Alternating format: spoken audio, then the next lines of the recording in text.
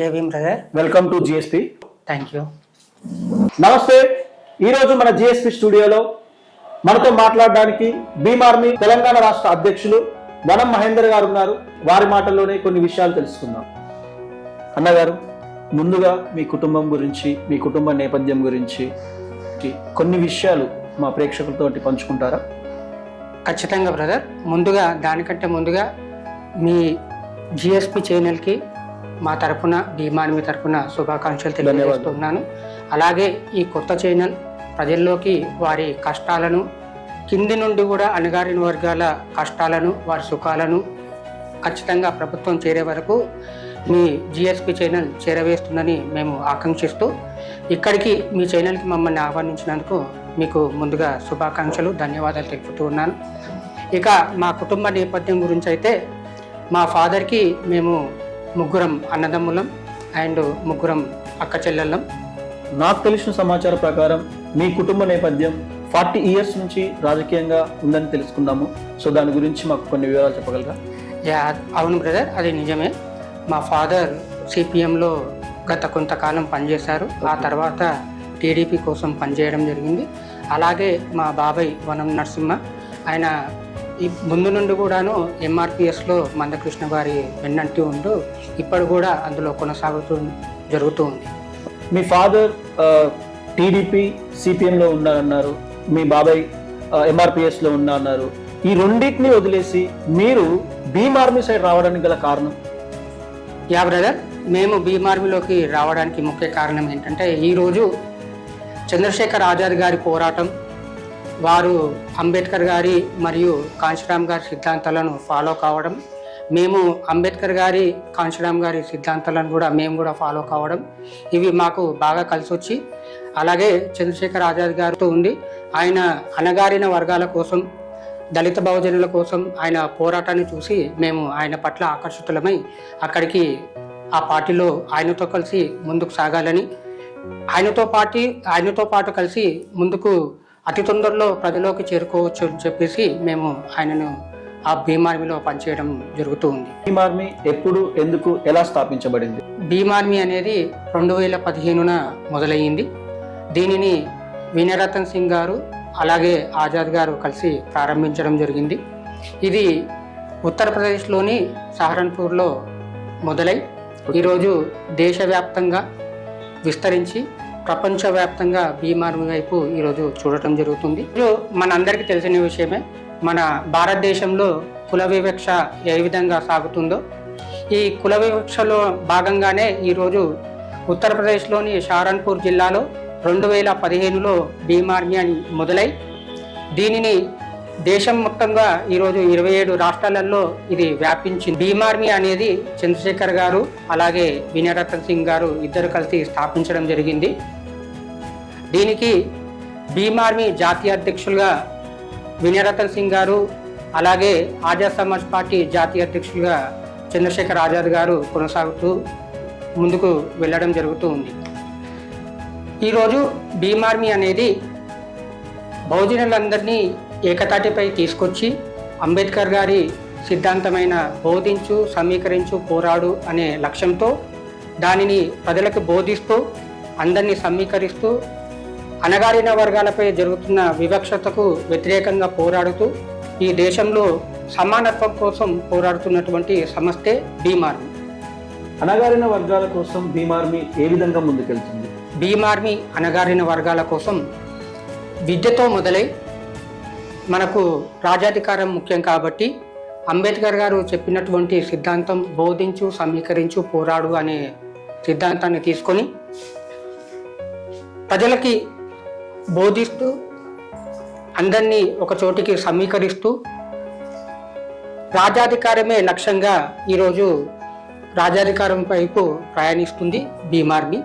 అందులో భాగంగానే ఉత్తరప్రదేశ్లో ఈరోజు 300 స్కూల్తో ప్రారంభమైన విద్య అణగారిన వర్గాల అందరు కూడాను ఈరోజు కొన్ని వేల పైన స్కూల్ స్థాపించి దానిని ముందుకు తీసుకెళ్లడం భీమ్ ఆర్మీ యొక్క ముఖ్య లక్ష్యం. భీమ్ ఆర్మీ ఒక దళితుల కోసమే పనిచేస్తుందా? భీమ్ ఆర్మీ భారత్ ఏక్తా మిషన్ అంటేనే భారతదేశంలో ఉన్నటువంటి అందరినీ కూడా కలుపుకొని వెళ్ళే సంస్థ. ఇది అంబేద్కర్ గారి ఆలోచన ప్రకారంగా ముందుకెళ్తుంది కాబట్టి ఈరోజు భారతదేశంలో అణచివేయబడ్డ అన్ని వర్గాలను కూడా కలుపుకొని ముందుకు వెళ్తుంది. ఈ క్రమంలోనే మా చంద్రశేఖర్ ఆజాద్ గారు భీమ్ ఆర్మీ చీఫ్. మనం చూసుకున్నట్లయితే పార్లమెంట్లో ప్రతి ఒక్క వర్గానికి, ప్రతి ఒక్క కులానికి సంబంధించి అగ్రవర్ణాలకైనా ఇటు దళితులకైనా అందరి పట్ల ఆయన ఈరోజు మన గొంతు వినిపించడం జరుగుతుంది. అది మనందరికీ తెలిసిన విషయమే. ఈ విధంగా మనం అన్ని వర్గాలు, ఓన్లీ దళితులకు అన్నది అపోహ. అణచివేయబడ్డ అన్ని వర్గాలను కూడాను కలుపుకొని భీమ్ ఆర్మీ ముందుకు సాగడం జరుగుతుంది. భీమ్ ఆర్మీ ఉండగా ఆజాద్ సమాజ్ పార్టీ ఎందుకు స్థాపించాల్సి వచ్చింది? భీమ్ ఆర్మీ చూసుకున్నట్లయితే అణగారిన వర్గాల హక్కుల కోసం పోరాటం చేస్తూ ఉంది. మరి మనకు ఈ పోరాటం వల్ల మనకు సాధించాల్సిన వాటి హక్కులు సాధించుకోవచ్చు, కానీ మనకి ఇక్కడ రాజాధికారం అనేది మనకు ముఖ్యం. ఆ రాజాధికారంలో ఉన్నప్పుడు మనము ఎలాంటి హక్కులనైనా మనము నోట్ ద్వారా సాధించుకోవచ్చు.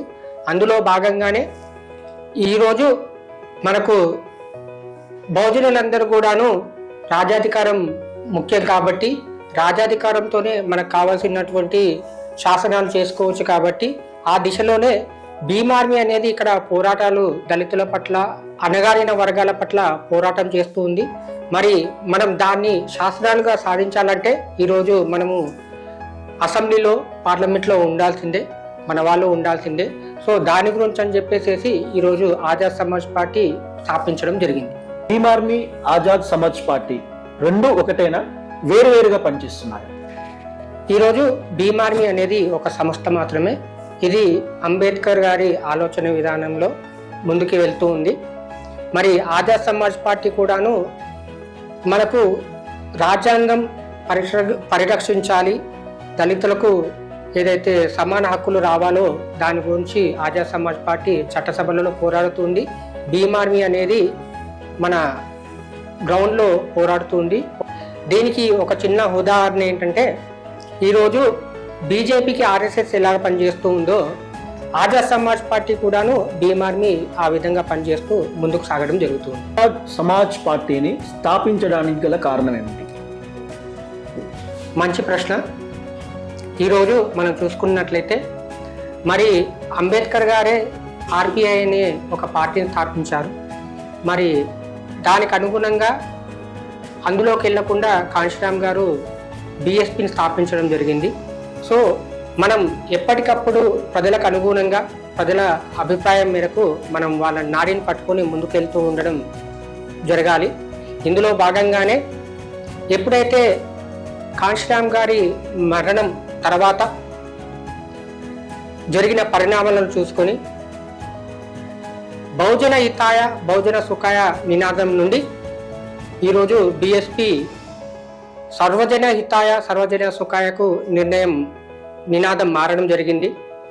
సో అదే కాంశీరామ్ గారి సిద్ధాంతాన్ని ముందుకు తీసుకెళ్లడంలో భాగంగానే ఈరోజు ఆజాద్ సమాజ్ పార్టీ బహుజన హితాయ బహుజన సుఖాయ నినాదంపై నడుస్తూ ఆజాద్ సమాజ్ పార్టీని ముందుకు తీసుకెళ్లడం జరుగుతుంది. దీనిని ప్రజలందరూ కూడాను ఆదరిస్తూ ఉన్నారు. ఏదైనా కూడా ఈరోజు ప్రజల ఆదరణ మేరకు, వారి ఇష్టం మేరకు మనం ముందుకు వెళ్తూ ఉండాలా. ఈరోజు మన దేశంలోనే కాదు, ఈరోజు ఆజాద్ వస్తున్నాడంటే కొన్ని వేల లక్షల మంది ఒక 5 పైసల డబ్బులు తీసుకోకుండా ఒక ఆజాద్ ఒక పిలుపు ఇచ్చాడంటే వారు సొంత డబ్బులతో వేల కిలోమీటర్లు నడుచుకుంటూ సైకిళ్లపై వారి తినడానికి రొట్టెలు కట్టుకొని వచ్చి రోడ్లపై పడుకొని మీటింగ్ను సక్సెస్ చేసి వెళ్తున్నారంటే మనం దీన్ని బట్టి అర్థం చేసుకోవాలా. మన లాస్ట్ టైం జరిగిన ఎన్నికల్లో కూడా చూసుకొని ఉంటే BSP voting percentage, ASP voting percentage చూసుకున్నా కానీ కూడా మనకు ఈ విషయం అర్థమవుతూ ఉంది. ఎప్పుడైనా కానీ కూడాను ప్రజల నాడిని బట్టి మనం ముందుకు వెళ్ళాలా.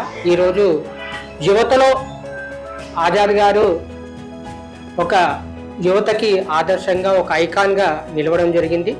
అందులో భాగంగానే ఈరోజు ఆజాద్ సమాజ్ పార్టీని ముందుకు తీసుకెళ్ళడం జరుగుతుంది. ప్రకారం 2024లో తెలంగాణ రాష్ట్రంలో ఏఎస్పీ పార్టీ పోటీ చేసింది. వాటి ఫలితాలు ఎలా వచ్చాయి? మీరు చెప్పింది నిజమే. 2024 సంవత్సరంలో మన తెలంగాణ రాష్ట్రంలో ఆజాద్ సమాజ్ పార్టీ తరఫున పోటీ చేయడం జరిగింది. ఇది కేవలం ఒక 4 నియోజకవర్గాలలో పోటీ చేయడం జరిగింది.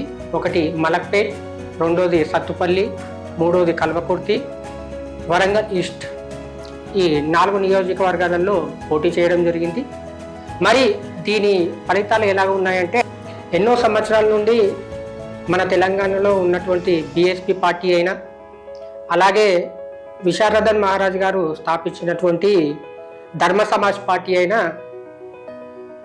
దాంతో పాటుగా ఈరోజు ఆజాద్ సమాజ్ పార్టీ కూడా 2024 ఎన్నికల్లో పోటీ చేయడం జరిగింది. మరి మొదటిసారి మేము పోటీ చేసినప్పటికీ ఎన్నో సంవత్సరాల నుండి ఉన్నటువంటి బీఎస్పీ పార్టీకి అలాగే ధర్మ సమాజ్ పార్టీకి ఈక్వల్గా మాకు కూడా ఓటింగ్ షేర్ రావడం జరిగింది. ఇక్కడ ముఖ్యంగా గమనించాల్సిన విషయం ఏంటంటే, బీఎస్పీ పార్టీ వచ్చేసేసి మాయావతి గారు తెలంగాణకి 2 సార్లు ప్రచారం కోసం రావడం జరిగింది. అలాగే అప్పుడున్న అధ్యక్షులు ఆర్ఎస్ ప్రవీణ్ కుమార్ కూడా హెలికాప్టర్ల ద్వారా ప్రచారం నిర్వహించడం జరిగింది.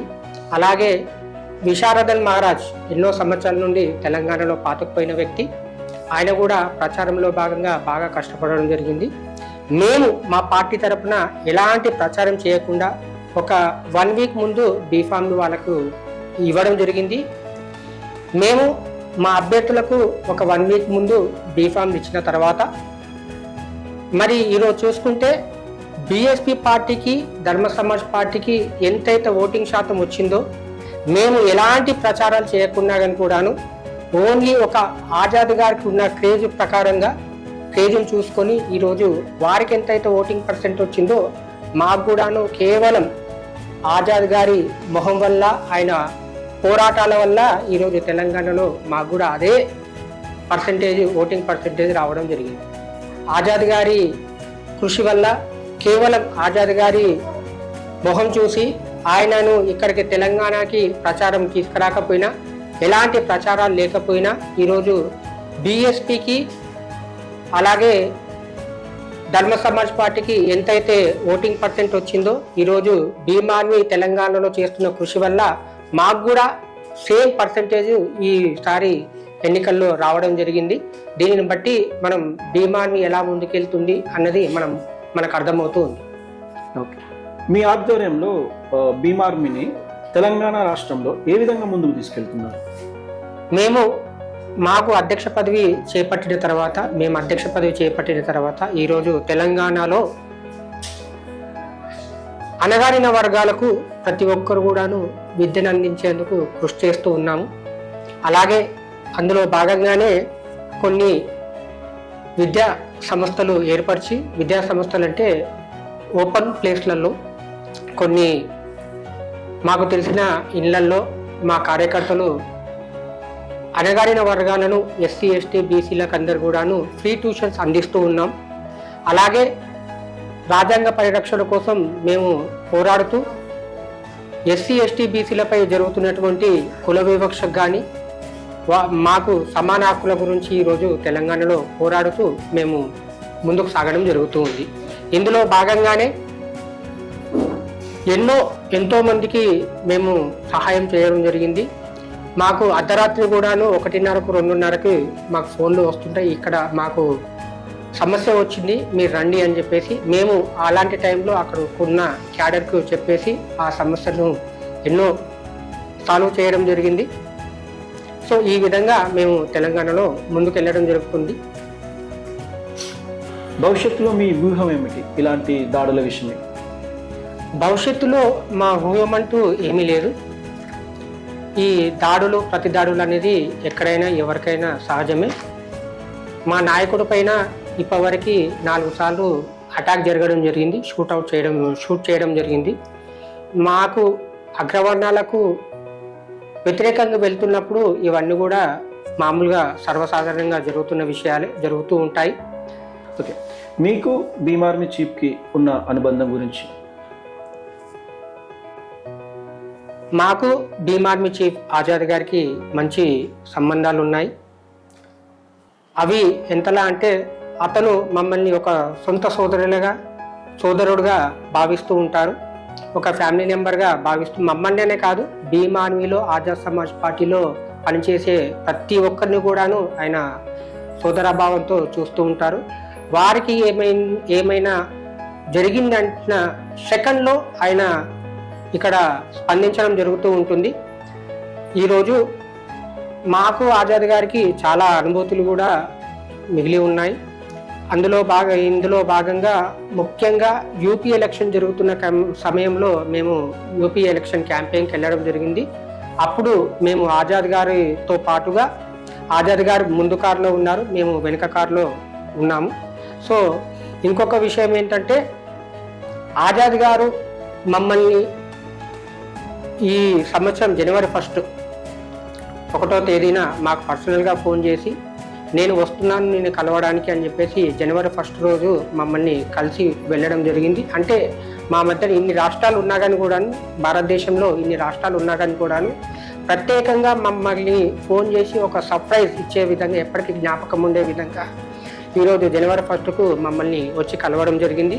అలాగే ఆయన ధరించినటువంటి టోపీ కానీ ఇలాంటి చాలా అనుభూతులు చాలా ఉన్నాయి. ఆయనకు కొన్ని వచ్చిన గిఫ్ట్స్ కూడా మాకు ఇవ్వడం జరుగుతూ ఉంటుంది. ఎప్పుడు కూడాను కాంటాక్ట్లో ఉండడం జరుగుతుంది. మొన్న ఒక మీటింగ్లో ఇంకా విషయం ఏంటంటే, ఆజాద్ గారు కలవడానికే చాలామంది చాలా ట్రై చేస్తూ ఉంటారు. మాకు చాలా కాల్స్ వస్తూ ఉంటాయి తెలంగాణలో, ఆజాద్ గారిని ఎప్పుడు కల్పిస్తారు, మనం వెళ్దాం అని చెప్పేసి. అలాంటి ఈరోజు భారతదేశంలోనే కాదు ప్రపంచంలో కూడాను ఆయన కోసం ఎదురు చూస్తూ ఉంటారు. అందులో భాగంగా అలాంటి వ్యక్తిని ఇద్దరం ఒకే దగ్గర కూర్చొని మాట్లాడడం, ఆయన ముందుగా నేను స్టేజ్ని షేర్ చేసుకోవడం, ఇలాంటివి మాకు చాలా అనుభూతులు ఉన్నాయి. ఇది కొనసాగుతూ ఉంటుంది. కామన్గా భీమ్ ఆర్మీలో ఉన్న ప్రతి ఒక్కరితో కూడా ఆయన సోదర భావంతో మెలుగుతూ ఉంటారు. మొదట్లో మీరు చెప్పారు ఎంఆర్పిఎస్లో మీ బాబాయ్ గారు పనిచేస్తున్నారని. ఇప్పుడు మీకు ఏమన్నా ఎంఆర్పిఎస్తో అనుబంధం ఏమన్నా ఉందా? యా, పార్టీ పరంగా అనుబంధం అంటే ఏమీ లేదు. మాకు ఎంఆర్పిఎస్ మందకృష్ణ గారు ఒక ఫ్యామిలీ ఫ్రెండ్. ఎప్పుడు కూడా ఆ సన్నిహితం అనేది ఉంటూ ఉంటుంది. మేము చిన్నప్పటి నుండి కూడాను మందకృష్ణ గారిని చూస్తూ పెరిగాం. మేము దాదాపు ఇంటున్నప్పటి నుండి కూడా మందకృష్ణ గారిని ఆయన రెగ్యులర్గా మా ఇంటికి రావడం, ప్రతి ఫంక్షన్ కూడా మా ఇంట్లో ఏదైనా చిన్న ఫంక్షన్ జరిగినా కూడా మందకృష్ణ గారు రావడం, ఆయన చూస్తూ ఆయన రాజకీయాలు చూస్తూ మేము ఎదిగాం. సో పార్టీ పరంగా ఎలాంటి సత్సంబంధాలు లేకపోయినా పర్సనల్గా ఫ్యామిలీ ఫ్రెండ్గా మాకు కొనసాగుతూ ఉంటాం. 2024 సంవత్సరంలో తెలంగాణ రాష్ట్రంలో పార్టీ తరఫున ఎలక్షన్లో పోటీ చేశారు. ఇప్పుడు రాబోయే 2029 ఎలక్షన్లో ఏమన్నా పోటీ చేయడానికి అవకాశాలు ఉన్నాయా? ఖచ్చితంగా ఉంది. 2024లో మేము పోటీ చేశాం కాబట్టి 2029లో కూడా పోటీ చేయాలని చెప్పేసి మేము అనుకుంటున్నాం. ఇందులో భాగంగా ప్రాసెస్ జరుగుతూ ఉంది. మొన్న మేము ఢిల్లీ వెళ్ళిన క్రమంలో కూడా మా జాతీయ అధ్యక్షులు వినయరతన్ సింగ్ గారి అలాగే ఆజాద్ గారితో కూడా మాట్లాడడం జరిగింది. 2029 వరకు మేము అతి తొందరలో పార్టీ లాంచ్ చేసి ఆ దిశగా కూడా మేము ప్రయాణించాలనే ఆలోచన చేస్తూ ఉన్నాం. అతి తొందరలో తెలంగాణలో పార్టీ కూడా లాంచ్ కావడం జరుగుతూ ఉంది. ఎలా పోటీ చేస్తారు? ఇతర పార్టీలకు సపోర్ట్ పార్టీగా ఉంటారా, లేక సొంతంగా ఏమన్నా పోటీ చేయగలరా? యా, అది అప్పటి పరిస్థితులను బట్టి అది నిర్ణయించబడుతుంది. దానికి మా జాతీయ అధ్యక్షులు వినయరతన్ గారితో, భీమ్ ఆర్మీ జాతీయ అధ్యక్షులు అయినటువంటి వినయరతన్ సింగ్ గారి ఆధ్వర్యంలో, అలాగే ఆజాద్ గారి ఆధ్వర్యంలో కూర్చొని ఆ పరిస్థితులను బట్టి అప్పుడు డిసైడ్ చేయడం జరుగుతూ ఉంది. నాకు తెలిసిన సమాచార ప్రకారం తెలంగాణ రాష్ట్రంలో ఒక పెద్ద పార్టీతో ఆజాద్ గారికి మంచి పరిచయాలు ఉన్నాయని తెలిసింది. దాని మీద మీ యొక్క వివరణ. యా, మీరు చెప్పింది నిజమే. మాది ఆజాద్ సమాజ్ పార్టీ అనేది ఒక నేషనల్ పార్టీ కాబట్టి వారికి రాష్ట్రాలలో సంబంధాలు ఉండడం సహజమే. ఒక రాజకీయ పార్టీగా, ఒక రాజకీయ అధ్యక్షుడిగా కొనసాగుతున్నప్పుడు, ఒక నేషనల్ అధ్యక్షుడిగా కొనసాగుతున్నప్పుడు సంబంధాలు అనేటివి ఖచ్చితంగా ఉంటూ ఉంటాయి. అందులో భాగంగానే తెలంగాణలో కూడా మనకు కేసీఆర్ గారు అప్పుడు ముఖ్యమంత్రిగా ఉన్నప్పుడు ఆజాద్ గారిని పిలిపించడం జరిగింది. తెలంగాణలో జరుగుతున్న అభివృద్ధి వీటన్నిటిని కూడా చూసుకొని, అలాగే చంద్రశేఖర్ ఆజాద్ గారికి ఉన్నటువంటి ఫ్యాన్ ఫాలోయింగ్, ఆయన ఒక పిలుపునిస్తే వేరే లక్షల మంది రావడం ఇవన్నీ జరుగుతూ ఉంటాయి. కాబట్టి అది వాళ్ళకి ఏదైనా ప్లస్ జరుగుతుందన్న ఉద్దేశంతో కామన్గా పిలుస్తూ ఉంటారు. అలాగే పొద్దున ఫ్యూచర్లో అది బీఆర్ఎస్ కావచ్చు, కాంగ్రెస్ కావచ్చు, ఏదైనా పార్టీ కావచ్చు, అలాగే కాంగ్రెస్తో కూడా సత్సంబంధాలు కొనసాగుతూ ఉంటాయి. అక్కడ ప్రియాంక గాంధీ గారు కూడా ఆజాద్ గారు హాస్పిటల్లో ఉన్నప్పుడు వెళ్ళి కలవడం జరిగింది. అలాగే మమ్మల్ని ఇండియా గఠబంధన్లో కలవమని చెప్పేసి కూడా అప్పట్లో మాకు పిలుపు రావడం కూడా జరిగింది. కానీ మధ్యలో కొంతమంది దానిని అడ్డుకోవడం జరిగింది. ఇలా ఒక రాజకీయ నాయకుడుగా ఉన్నప్పుడు, అందులోనూ ఒక నేషనల్ పార్టీకి అధ్యక్షుడిగా ఉన్నప్పుడు అలాంటి పరిచయాలు ఇవన్నీ కొనసాగడం సహజమే. గత ప్రభుత్వంలో తెలంగాణకు ఆజాద్ గారు వచ్చినప్పుడు కేసీఆర్ గారిని అభినందించారు. సో దాని మీద మీ యొక్క అభిప్రాయం? ఖచ్చితంగా. గత ప్రభుత్వంలో కొన్ని పథకాలు దళితుల గురించి పెట్టిన పథకాలు అనేటివి చాలా మంచి పథకాలు. అది ఏ విధంగా ప్రజలకు చేరిందన్నది సెకండరీ. పథకం ఉద్దేశం ఏంటన్నది అక్కడ మేము చూడడం జరిగింది. దళితులు ఎదగడానికి దళిత బంధు కేసీఆర్ గారు పెట్టడం జరిగింది. దాని ద్వారా దళితులు ఎదగడానికి చాలా యూజ్ అవుతుంది. కాబట్టి ఆ పథకం చాలా మంచి పథకం కాబట్టి దాన్ని బట్టి అప్పుడు మంచి పథకం అని చెప్పేసి కేసీఆర్ గారికి అభినందించడం జరిగింది. ఆ పథకం ప్రజలకు ఎంతవరకు చేరింది, అది ఏంటి అన్నది, దానివల్ల ఎంతమంది ఎదిగారు అన్నది అది సెకండరీ పాయింట్. అది పాలనపై ఆధారపడి ఉంటుంది. కాకపోతే ఆ ఆలోచన దళితులను పైకి తీసుకురావాలన్న ఆలోచన గొప్పది కాబట్టి ఆ సందర్భంలో కేసీఆర్ గారిని మంచి పథకం పెట్టారని చెప్పేసి అభినందించిన విషయం వాస్తవమే. అలాగే అంబేద్కర్ గారి విగ్రహం, అంత పెద్ద విగ్రహం, దేశంలోనే అతిపెద్ద విగ్రహాన్ని కూడా పెట్టడం జరిగింది. ఈరోజు మన రాష్ట్రంలో ఈ కొన్ని ఇంటర్వ్యూలు చూస్తూ ఉంటాం మేము. అంబేద్కర్ గారిని కనీసం గుర్తుపట్టలేని స్థితిలో కూడా చాలామంది ఉన్నారు. అలాంటప్పుడు చాలా బాధేస్తూ ఉంటుంది. ఈరోజు ఆ విగ్రహం పెట్టడం వల్ల చాలామందికి అంబేద్కర్ అంటే ఏంటి, ఆయన చేసిన పనులు ఏంటి, ప్రజల గురించి ఆయన చేసిన త్యాగాలు ఏంటి అన్నది ఈరోజు కొంతవరకు ప్రజలకు తెలుస్తూ ఉంది. సో అది మంచి కార్యక్రమాలు చేసినప్పుడు ప్రతి ఒక్కరిని కూడా అభినందిస్తూ ఉంటాం, చెడు చేసినప్పుడు విమర్శిస్తూ ఉంటాం. అది కామన్గా రాజకీయంలో కామన్గా నడుస్తూ ఉంటున్న విషయమే. కేసీఆర్ గారిని ఆజాద్ గారు కలిసిన సమయంలో ఇక్కడున్న కొంతమంది బీఆర్ఎస్ పార్టీకి బి టీమ్గా పనిచేస్తుందని చెప్పేసి విమర్శలు వచ్చాయి. సో దాని మీద మీ యొక్క వివరణ? విమర్శలు వచ్చిన మాట వాస్తవమే. నేను దాన్ని పూర్తిగా ఖండిస్తాను. ఎందుకంటే పక్కన నేను ఉన్నాను, ఒక రాష్ట్ర అధ్యక్షుడిగా పక్కన నేను ఉన్నాను. ఆ సమయంలో ఏం జరిగింది, ఎందుకు రావాల్సి వచ్చింది, ఏంటి అన్నది తెలుసుకోలేని మూర్ఖులు ఆ విధంగా వారికి ఏదో నష్టం జరిగిపోతుంది, ఈ విధంగా బద్నాం చేయడం వల్ల వాళ్ళు ఏదో పాపులర్ కావచ్చు అన్న ఉద్దేశంతోనే ఆ విమర్శలు చేశారు తప్పితే దాంట్లో ఇంకా అంతకంటే పెద్ద విషయం ఏం లేదు. ఇక్కడ గమనించాల్సిన విషయం ఏంటంటే, వాళ్ళు గొప్పగా చెప్పుకోవాల్సిన విషయం మాట్లాడకుండా మన వాళ్ళే మనకు వ్యతిరేకంగా ప్రవర్తించడం అనేది దుర్మార్గమైన చర్య. ఆ రోజు మన వాళ్ళు ఆలోచించాల్సిన విషయం ఏంటంటే, ఈరోజు నేను ఈ సందర్భంగా అందరికి తెలియజేస్తున్నాను, ఇది ఒక మంచి అవకాశం, మీరు వేసినటువంటి ఒక మంచి ప్రశ్న. ఒకప్పుడు ఆజాద్ గారు తెలంగాణకు వచ్చిన సమయంలో ఎయిర్పోర్ట్ నుండి ఎయిర్పోర్ట్లోకి ఢిల్లీకి రిటర్న్ పంపించిన సందర్భం ఒకటి మన అందరికీ తెలిసిన విషయమే. ఆ సమయంలో ఆజాద్ గారు ఒక వాగ్దానం చేసి వెళ్ళడం జరిగింది. ఇదే గవర్నమెంట్ నన్ను మళ్ళీ రెడ్ కార్పెట్తో ఆహ్వానించేటట్టుగా నేను చేసుకుంటాను అని చెప్పేసి అప్పుడు వాగ్దానం చేయడం జరిగింది. అదే సందర్భంలో ఆయనను ఈరోజు కేసీఆర్ గారు రెడ్ కార్పెట్ పలిచి పిలవడం జరిగింది. ఆ విషయం కూడా ఎవ్వరు కూడా గమనించట్లేదు.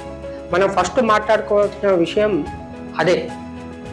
ఆ సందర్భంలో దళితులు ఏ విధంగా అవమానపరిచి ఎయిర్పోర్ట్ నుండి అక్కడికక్కడే పంపించడం జరిగింది. ఈరోజు ఒక దళితుల్ని వచ్చేసి రెడ్ కార్పెట్కు పరిచి ఇన్వైట్ చేసి ఆయనను ఇంటికి పిలవడం జరిగింది. అది గొప్ప విషయం.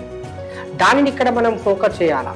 కాకపోతే వీళ్ళ రాజకీయ భవిష్యత్తు ఎక్కడ నాశనం అవుతుందని చెప్పేసి బీఆర్ఎస్కు బీటీంగా వ్యవహరిస్తుందని చెప్పేసి అప్పట్లో విమర్శలు రావడం జరిగింది.